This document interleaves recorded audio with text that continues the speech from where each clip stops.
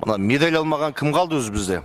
Мына байқаған шығарсыздар, жаңа жылдың алдында біздің өмір атын естімеген белгісіз қоғамдық ұйымдар тағы да бір шүлен тұратқандай үлестіріп жатыр. Өйткені қоғамда сұраныс та бар. Айтайын деген ата құмарлық кәдімгі бізде бір дертке айналып барады. Марапат пен атақ базарда сатылатын қазір сувенир сияқты. Бұған дейін бұл мәселені біраз әріптестерім депутаттарда көтерді, арнайы заң, норма қабылданды, алайда бұл үрдіс керісінше бізде өдеп барады.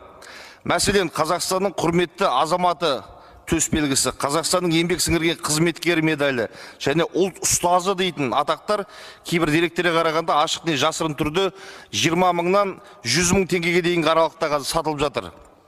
Біздің пысықайлар әбден дәндеп алған, тіпті біздің Қазмедианың үлкен залдарын, зәулім сарайларды жалғалады арендаға, қызыл кілемін төсетеді, салтанат түрде сахнаға шығарып тұрып марапаттайды, кәсіпкерден бастап мұғалімге дейін. Оның арасында біздің таныс туыстар да бар екен. Бір-бірін құттықтап WhatsApp-қа жариялап жатыр. Мәз не атақ алып жатқандарын өздері де білмейді. Мәселе біреудің марапат алғанды емес, мәселе марапаттың қандай жолмен, қандай негізде беріліп жатқанды мүлдем құн қалмады. Ал пысықайлар үшін бұл тек қана бизнес қана.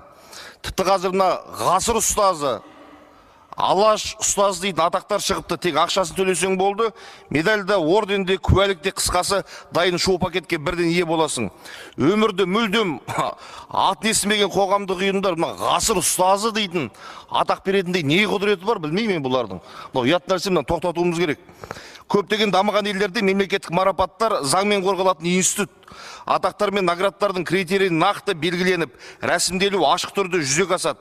Бұл жүйе награданың беделін сақтауға, заңсыз саудаға жол бермеуге, қоғамда әділдік пен моральдық тәртіпті қамтамасыз етуге мүмкіндік береді. Ал біздің елде керісінше, қалтасында қаржысы немесе танысы бар кез келген адам қоғамдық ұйым ашып алып, атақ таратумен айналыса алады. Ең қауіптісі бұл марапат бизнесінің ең алдымен мектептерге енуіне. Жаппай қазір мұғалімдер сатып алып жатыр. Бүгінде ұстаздың кәсіби деңгейі нақты нәтиже мен білім сапасымен емес, қайдағы жоқ алғыс хат пен медаль саны арқылы өлшенетіндей жағдайға жеттік. Соның салдарынан мұғалімдер оқушыға білім беруде емес, марапат жинауда бір-бірімен жарыса бастады. Бұл білім жүйесінің іргетасын шайқалтатын аса қауіпті құбылыс деп ойлаймын.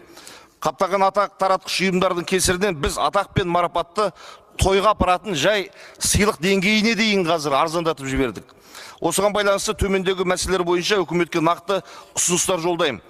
2025 жылғы маусымда қабылданған заңнамалық өзгерістердің толық әрі тиімді іске асуын қамтамасыз ету, мемлекеттік наградалар туралы заң нормаларының орындалуына жүйелі бақылау орнату. Екіншіден, қоғамдық марапаттарды заңсыз тарату фактілері бойынша әкімшілік және өзге де құқықтық шараларды жүйелі түрде қолдану, жауапты тұлғалардың әрекетіне нақты құқықтық баға беру, мемлекеттік және қоғамдық наградалардың бірыңғай тіркелімін енгізу, цифрлық бақылау мен қадағалау тетіктерін күшейту арқылы марапаттау институттарының ашықтығы мен беделін қамтамасыз ету. Шындығы сол, мемлекеттік наградалар мен шатастыратын қоғамдық атақтар таратып жатқандар өздерін ешқандай бір кінәлі сезінбейді. Бұл заңның әлсіздігі емес, оның орындалуының салдары. Менің ойымша салмағы жоқ, жөн жосықсыз сатылып жатқан атақ марапаттарды тоқтатудың бір ғана жолы бар: сатқызбау, сатып алмау және жол бергендерді заң нормаларына сәйкес жауапқа тарту. Айда Ғалымқызы, осы ұсыныстар бойынша жүйелі жұмыс жүргізулеріңізді сұраймын.